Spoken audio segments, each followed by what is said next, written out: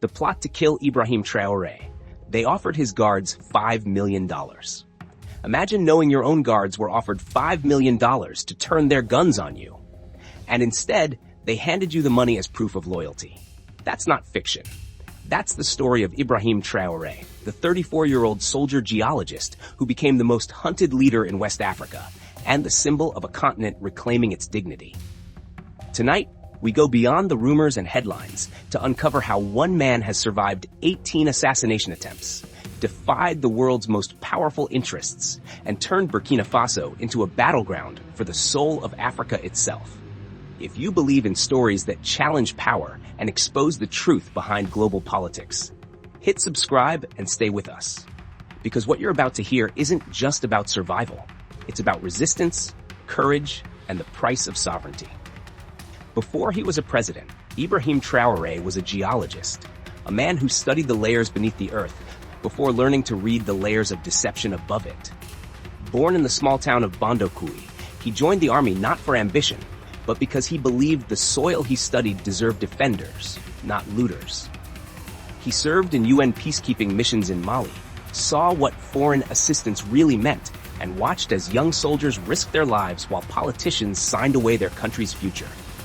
By 2022, Burkina Faso was fracturing. Terrorist groups controlled nearly half the territory. The people were starving, the government paralyzed. When Captain Traoré led a coup that September, he didn't speak of power. He spoke of dignity, the kind of dignity that can't be imported, borrowed, or bought. At just 34, he became the world's youngest head of state. And almost immediately, the ground beneath him began to tremble. The first shock came when Traoré made a decision few dared even whisper. He expelled French troops. For decades, Burkina Faso had been a host nation for anti-terror forces that rarely seemed to win the war they claimed to fight. French military bases, French mining contracts, French advisors, everywhere, but never accountable. Traoré ended it. He tore up exploitative mining deals, froze assets linked to corruption, and ordered that all civil servants wear locally produced clothing. To many outside observers, it looked naive. To his people, it looked like independence reborn. But it was precisely that spirit that made him a target. The last man who tried something similar, Thomas Sankara, was shot in 1987 after only 4 years in power. And so, the machinery of fear began to turn again. The first attempt on his life came in January 2023. During the African Cup of Nations, while the country watched football, intelligence officers intercepted coded messages. A bomb had been planted near the presidential residence. If it failed, a motorcade ambush was waiting. The plot unraveled only because of a tip-off from Russian intelligence, which had begun cooperating with Burkina Faso's security service. Hours before the explosion was meant to occur, the plan collapsed. The conspirators vanished. But this was only the beginning. Months later, another plan emerged, one so audacious it bordered on the cinematic. A wealthy foreign operative arrived quietly in Ouagadougou. He moved among soldiers, whispering promises of fortune. His offer was simple, $5 million to anyone who could eliminate Ibrahim Traoré. The payment was made, the ammunition provided. All that remained was to pull the trigger. But what happened next would defy every expectation.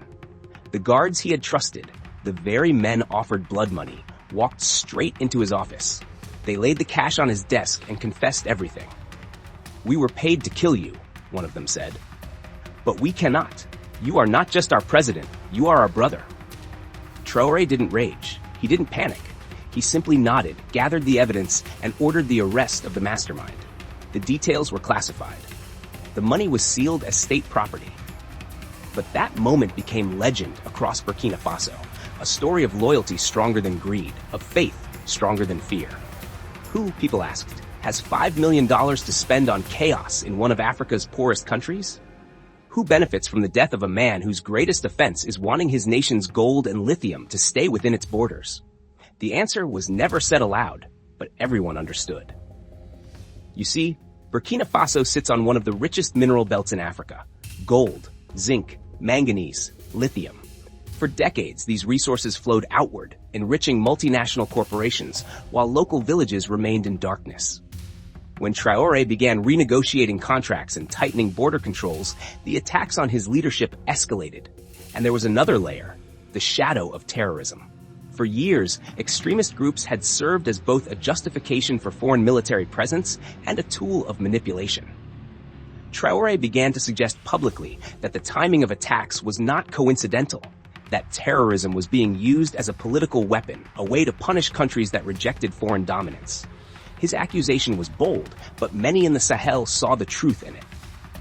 After the expulsion of French troops, terrorism didn't vanish, but its pattern changed. Suddenly, attacks were more targeted, more political.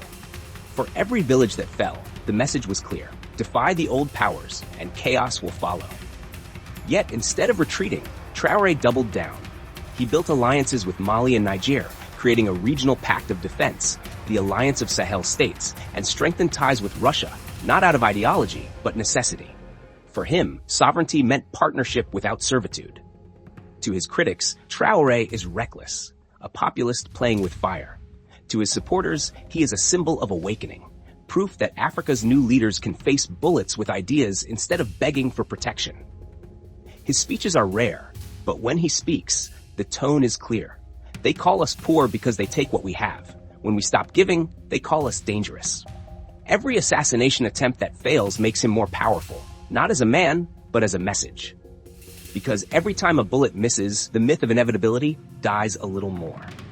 And so the struggle continues, not just for one life, but for a principle. That sovereignty is not a slogan. It is the right to decide who profits from your pain, who writes your story, and who draws the lines on your map. Across Africa, in Mali, Guinea, and Niger, his survival has inspired imitation, not coups, but confidence. Leaders are beginning to speak more boldly, to question the aid that demands obedience. The young call it the era of standing tall. Perhaps that's why they keep coming for him. Because what they fear most is not his army, but his idea that Africa no longer needs permission to exist on its own terms. Dear friends, when you look at Ibrahim Traoré today, surrounded by soldiers who once were tempted to betray him but chose loyalty instead, you're seeing more than politics. You're seeing a continent learning to say no, and meaning it. Each attempt to end his life only strengthens the truth he represents, that freedom, once remembered, cannot be unlearned. And somewhere in the heart of Burkina Faso, beneath the same red soil he once studied as a young geologist, lies the quiet certainty that the story of this generation will not end in surrender. It will end in self-definition. Because sometimes the most powerful weapon is not the gun, but the man who refuses to fire it.